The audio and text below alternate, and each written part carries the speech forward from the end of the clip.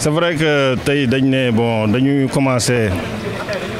set setal fii au niveau des HLM 3 nga xam ne suñu gox la mais sax tàmbali woon nañ ko sax bon au niveau des HLM 6 nga xam ne c'est aux alentours du S7 après nag bon deuxième activité fii lañ ñëw quoi bon pour jël HLM 3 bi xam nga bon pour def set setal bon defaraat ko daal bu mu gën a baax quoi. Voilà, aussi tamit bon d'ici en même temps annoncé aussi tamit bon on a un programme de lancement du mouvement le 9 inchallah parking Gueye Niayes. Set setal bi bon j'ai vu que ni nit ñi bon am nañ ci attachement population yi gën nañu rafetlu nañ ko bon gis nañ ni aussi tamit bon il leur faut un leader boo xam ne mën na leen accompagner n'est-ce pas à ce que bon ñu mën koo xam ne mën na leen accompagner si proposition yoo xam ne quartier bi war na ko am wala avancement yoo xam ne quartier bi war na ko am wala xalaat yoo xam ne quartier bi mën na ko am ñu mën ko concrétiser pour la bénéfice des populations des HLM surtout au niveau des HLM 3 yi nga xam ne fi laa dëkk. Bon j'appelle waa HLM ñi nga xam ne fi laa dëkk HLM 3 d'abord ne leen bon lii defal moo ko sama bopp. ñun ñëpp laa koy defal ñun ñëpp ñoo ko war a bokk bénéfice bi c'est pour toutes les populations des HLM. di lancer un appel aussi si mouvement bi nga xam ne bon taxawal naa ko pour jàppale notre grand frère Ousmane Touré di COPE. d'abord naa HLM 1 monté fa cellule HLM 2 la même chose HLM 4 la même chose HLM 1B la même chose HLM 2B la même chose maintenant. HLM 3 lay lancé officiellement le mouvement le 9 inchallah à 17h30. waaw set setal bi moom initiative bu rafet la nit ki da nga war a set sa gox ba pare balaa nga génn di jéem a setal feneen da ngay setal fi nga dëkk ba pare waaw gis nañ ni tamit ñëpp jàpp nañ ci waa HLM ñëpp 3 kenn desul bëggoon ñëpp gën a génnaat rek jàppaat ci liggéey bi ndax set setal bi moom gëj na fi boo seetee plus de 7 ans wala 10 ans. waaw ndax set setal boo seetee Ndakaaru bokk na ci ñi ko def set setal bu metti bu yaatu HLM bu bëri woon coow au temps de Pape Diop. waaw ba soobee yàlla bëgg nañ ci def suivi bëgg nañ def mu am suivi lool bu ñu paree fii dinañ woote benn réunion ñu xool nuñ koy defee lépp ay waxtaan lay doon rek. war nañu am cadre de vie bu baax ah koñ bi boobu aussi tamit doon réclamer bon soo defee mouvement bi ban aspect. ngay njëkk a commencer d'abord bon cadre de vie bu set defar koñ bi bu mu set et puis am un projet avec mon architecte pour à ce que tamit bon ñu gën a jox cité bi visage bu positif bon dañu am ñaari carré am ñaari parking ak ñaari allée bon j'ai décidé de proposer au maire hein je dis au maire bien parce que monsieur Ousmane Touré COPE que ñu matérialiser ko bon parking Gueye El Hadj Oumar Gueye Niayes parking feu Kéba Ba carré El Hadj Alassane Seck et Pa Abou Ndiaye sur les allées on va faire tout ça dañ koy def pavage génne ko quand même avec des décorations ñu def Monique Sagna nga xam ne bon pratiquement da doon bale tout le temps foofu beneen bi aussi ñu tuddee ko Oustaz Tall bi nga xam ne moo yore daara bi nga xam ne fii bon chaque année mi ngi jàppale xale yi si ça xam nga ça c'est du passé nous on parle du futur raison pour laquelle le mouvement parle du futur donc le passé moi je ne parle pas du passé bon actuellement ce que nous voulons et ce que nous préparons c'est-à-dire c'est du renouveau installer quelqu'un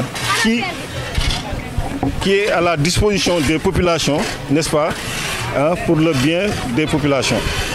Ensemble pour le futur. Oui. Pourquoi porter ce choix-là sur Ousmane Touré? Mais d'abord, c'est un devoir pour moi, d'abord. Étant jeune, il était là en tant que président de l'ASC Bordeaux. Bon, on le regardait faire. Franchement, dans le sens très positif. Et on a beaucoup appris de lui. si loolu mu yoroon après ñun yor nañ ko mais loxo mu si jóge sur un autre plan aussi fii nga xam ne xale yi ñu ngi fi di fi jàng te bëggul sax ñu tudd ko jël na plus de 30 personnes dugal leen si daara yi di ko fay sur le plan sanitaire la santé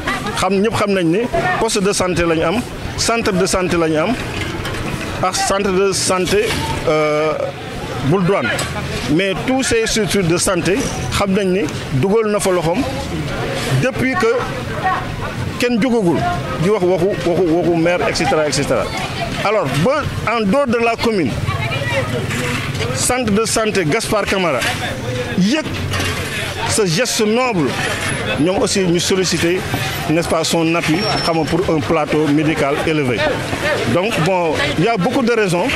yi mun a tax ñun ñu war ko jàppale moo tax man mu jóg moi je suis du PDS j'avais gelé mes activités politiques depuis 2009 bon il y a un fils des HLM bu jóg pour soxali HLM mais pourquoi pas ñu jóg jàppale ko pour à ce que ñu mun atteindre suñu objectif benn wala beneen boo xam ne c'est un combat personnel man bu may defal sama bopp te du ma bëgg en coloration politique yëpp ñu jël ko teg ko nële HLM waratuñu xaar ma Samba jóge fële ñëw ñu luye na fi kër defi prêt bancaire HLM damay ñëw wi sama pepp gars yi topp moo jël maire bi après le maire dootoo ko gis doo ko dégg zéro moo tax ma ne moi je le passé dama koy balayer moi je parle du futur et le futur sera mieux avec nous. di rafetlu seen teewaay fii ci journée bi nga xam ne dañ ko jagleel ko ñu HLM 3 dans le cadre d'une opération Set Setal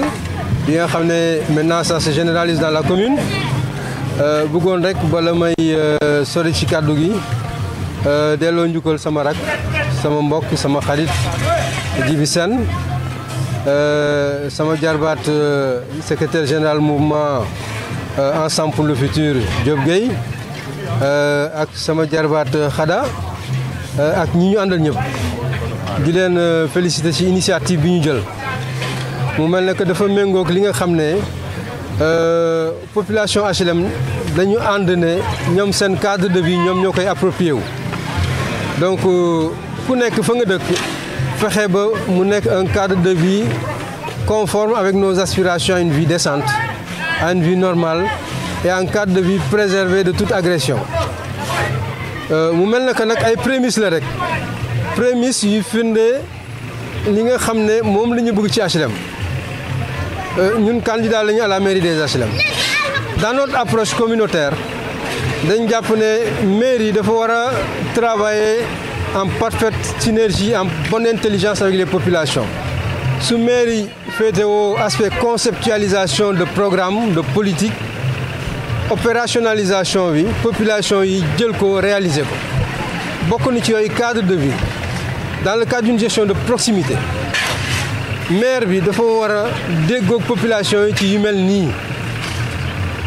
maire bi liggéeyam du kii mais mën na appuyer wu sur les populations organiser en structure formelle ku nekk li nga war a def nga def ko li ñuy wax implication citoyenne foofu lay amee sens il faut que les populations s'approprient leur cadre de vie au-delà du cadre de vie même toutes les politiques yi nga xam ne moom la ñuy mener au niveau de la commune moo tax tey ma rafetlu initiative bi nga xam ne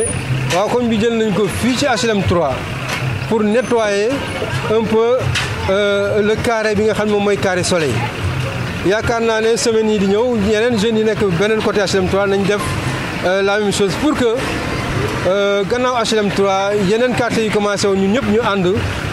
dans cette dynamique mu nekk aussi une dynamique constante mu bañ nekk rek des opérations sport yoo xam ne dañuy def tey suba ñu arrêté na nekk quelque chose de constant et loolu pour mu am foog mu am une politique de cadre de vie liggéey nañ ci di ñaan yàlla rek li ñu mébét ak li ñu leen HLM mu mottali ñu ko ba bu ñu jotee maire bi ñu mën ko concrétiser à travers une action pérenne une action transparente une action à laquelle prendront part toutes les populations des HLM. yaakaar naa ne ba ma koy déclaré en 2018 fekk na pare woon naa parce que ndigal laa topp te kuñ jox ndigal moom da ngay jóg rek amul pare nag parewuma wante lépp lu mu laaj rek nañ ko jox incha allah. man boobu ba léegi damay liggéey dans le cadre d'une dynamique communautaire sama volonté mooy ni ko Djibi waxee rek ñu dépasser les contingences de politique politicienne nañu mettre en avant suñu commune HLM. looloo tax ma bëgg que toutes les sensibilités le maximum de sensibilité même boo dul am unanimité que le maximum de sensibilité se retrouve autour d'une coalition communautaire forte tournée vers le seul objectif mooy liggéeyal suñu commune. élection locale élection citoyenne la il faut qu'on refuse que ces élections soient une propriété des partis politiques seulement. C'est l'affaire des gens de la cité ñun nag société civile lañu bokk dañ ci am wàll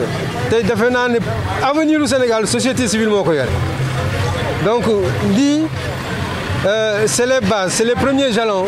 d'un engagement qui je l'espère va nous conduire à la mairie bu boobaa nag ñu mën a seeti leneen mais HLM d'abord incha allah.